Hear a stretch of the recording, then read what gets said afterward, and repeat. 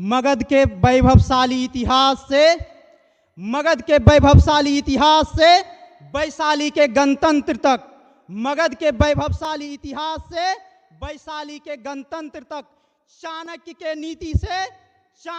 नीति से आर्यभट्ट के गणित के ज्ञान तक, गांधी के हुंकार से जेपी की क्रांति की दहाड़ तक, गंगा के मैदान से राजगीर और जमुई की पहाड़ तक, इतिहास भी जिसे सर झुकाकर सजदा करता है, उस क्रांतिमय ज्ञानपुंज बिहार को मेरा शत शत नमन। आदरणीय अध्यक्ष महोदय,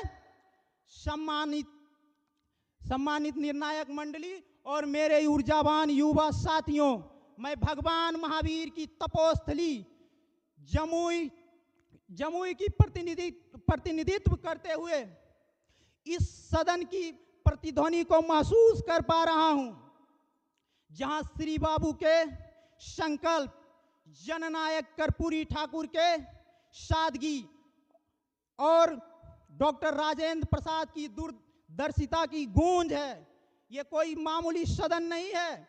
सन 50 में इसी सदन ने भारत में पहली बार जमीनी बंदोबस्ती को खत्म किया। 2006 में इसी सदन ने पहली बार पंचायती राज में महिलाओं को 50% आरक्षण दिया। महोदय, मैं आपको बताना चाहता हूं कि इस देश की सबसे बड़ी शक्ति इस देश का युवा है और यूनियन बजट 2026 पूरी तरह से हमारे देश के युवाओं के लिए समर्पित है।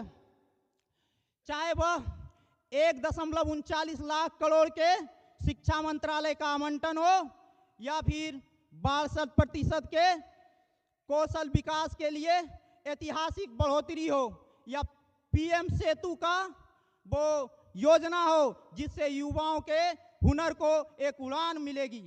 लेकिन महोदय, यूनियन बजट 2026 में कुछ कमियां हैं जिसे मैं आपके सामने उजागर करना चाहता हूं। महोदय, मेरा मौलिक प्रश्न है, क्या इस बजट से हमारे देश के अंतिम पायदान पर बैठे लोग क्या इस बजट से जुड़ पाए हैं?